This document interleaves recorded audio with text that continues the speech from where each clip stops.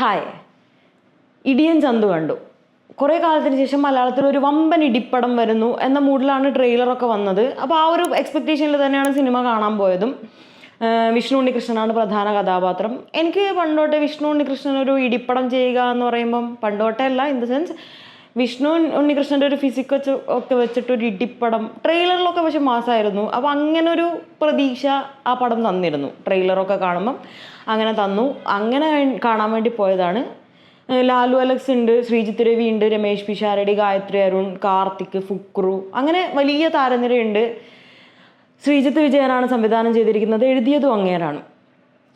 എന്താണ് അങ്ങേര് എഴുതി വെച്ചത് എന്ന കാര്യത്തിൽ എനിക്ക് സിനിമ കണ്ടപ്പോൾ ഒരുമാതിരി തേഞ്ഞു പോയ ചന്തു അങ്ങനെയൊക്കെ പറയൂലേ, അങ്ങനെ ഫീലായിപ്പോയി.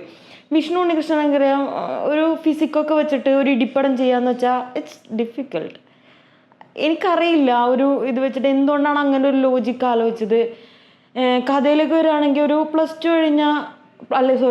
ടു പഠിക്കുന്ന 22 വയസ്സായി പ്ലസ് 2 പഠിക്കുന്ന പയ്യൻ, അതിലൊന്നൊരു ലോജിക്കില്ല.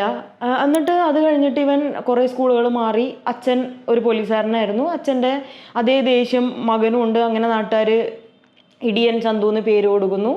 ലെനയാണ് അമ്മയായിട്ട് വരുന്നത്. അമ്മ കുറേ കഷ്ടപ്പെടുന്നു ഇവനെ വളർത്താൻ വേണ്ടിയിട്ട്. അങ്ങനെ പോകുന്നൊരു സിനിമ. ഇതിന് കഥ എന്താണെന്ന് വെച്ചാൽ കഥയൊന്നുമില്ല ഗൈസ്. ഇടിക്കാം അങ്ങോട്ട്. പക്ഷെ അടിയോ അതിലും കോമഡിയാണ്.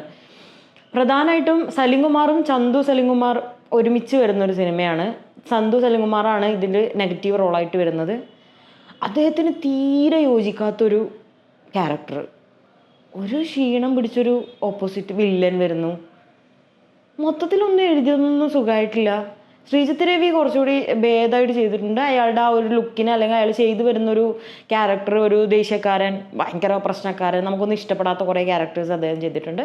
അതുപോലെ തന്നെയാണ് ഇതിലും ചെയ്തിട്ടുള്ളത്. അങ്ങനെ ഒരു ഗുണ്ട മുള്ളൊക്കെ വന്നിട്ട്, അല്ലെങ്കിൽ ഒരു പോലീസുകാരൻ ഭയങ്കര മോശമായിട്ട് ബിഹേവ് ചെയ്യുന്നൊരു പോലീസുകാരനായിട്ട് വരുന്ന, അങ്ങനെയൊക്കെ പോയിട്ട് പടം ഇവൻ സ്കൂളിലെത്തുന്നു. സ്കൂളിൽ ലാലു അലക്സ് പ്രിൻസിപ്പളായിട്ട് നിൽക്കുന്നു. സെയിം കുറേ ഡയലോഗ്സ്. ഇയാൾ ചില്ലാണ്, വൈബാണ്, പള്ളിയിലച്ഛൻ. ഒരു കഥയിലും മാറ്റമില്ല, ഒരു സംഭവത്തിലും മാറ്റമില്ല.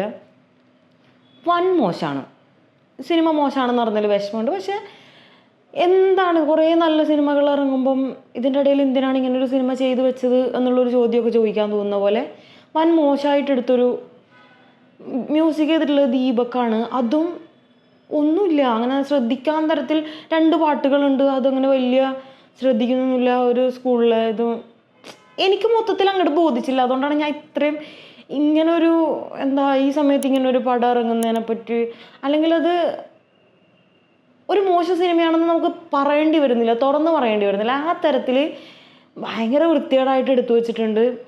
ഇടിയൊക്കെ കാണണം. ക്ലൈമാക്സിൽ ഇടിയൊക്കെ കോമഡിയാണ്. നമ്മുടെ മറ്റേ വിജയനൊക്കെ വരുന്നുണ്ട്, IM വിജയൻ. പുള്ളിയൊക്കെ എന്തൊക്കെയൊക്കെ ചെറിയ 1-2 റോളേ ഉള്ളൂ, എന്തൊക്കെയോ ചെയ്ത് കാട്ടിക്കൂട്ടി പോകുന്നു.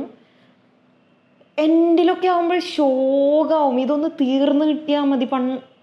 ആ രീതിയിൽ വരെ, സീരിയസ്ലി ഗൈസ്, ആ രീതിയിൽ വരെ നമുക്ക് തോന്നുന്ന, അല്ലെങ്കിൽ ടിക്കറ്റ് എടുത്തത് എനിക്ക് നഷ്ടമായി എന്ന് ഞാൻ വിചാരിച്ച ഒരു പടമാണ്. ഭയങ്കര മോശമായിട്ടാണ് ചെയ്ത് വെച്ചിട്ടുള്ളത്. അടി എന്നൊക്കെ പറയുന്നത് ചുമ്മാ ഒരു കല്ലൊക്കെ എടുത്തിട്ട് തലയിലിട്ട് അടിക്കുക. വേറൊരു പടമാണെങ്കിൽ തലയിൽ കല്ലിട്ട് അടിച്ചാൽ അയാൾ തീർന്നു. ഇതിങ്ങനെ പോവുകയാണ്, ഒരു അടിയൊക്കെ കിട്ടി കൂളായിട്ട് പോവുകയാണ്. അതിൻ്റെ ഇടയിൽ ലെന ജീവിതത്തിൽ മുടി മുറിച്ചതായിരിക്കാം, അത് സിനിമയിലേക്ക് എത്തിക്കാൻ വേണ്ടി പഴനിയിലേക്കുള്ളൊരു പോക്ക്, അത് കഴിഞ്ഞ് വരവ്, പിന്നെ മുടിയില്ലാത്ത ലെന, അമ്മയും മകനും തമ്മിലുള്ള സ്നേഹവും. വിഷ്ണു ഉണ്ണികൃഷ്ണനൊന്നും ഭീകര കോമഡിയായിരുന്നു. ഒന്നിനും ഒരു രസമില്ലാണ്ട് അങ്ങനെ എടുത്തൊരു സിനിമ. പിന്നെ എല്ലാവർക്കും ഒരു തവണ വെറുതെ പോയിരുന്ന് കാണാം, അല്ലാണ്ട് അതിൽ വലിയൊരു സംഭവമൊന്നും ഫീൽ ചെയ്യാനില്ല. എനിക്ക് കഴിഞ്ഞ് കിട്ടിയാൽ മതി, അങ്ങനെ ഒരു മൂഡ് കിട്ടിയ സിനിമയാണ്. അപ്പോൾ കൂടുതൽ സിനിമാ വിശേഷങ്ങളായിട്ട് വീണ്ടും കാണുന്നവരെ ബൈ.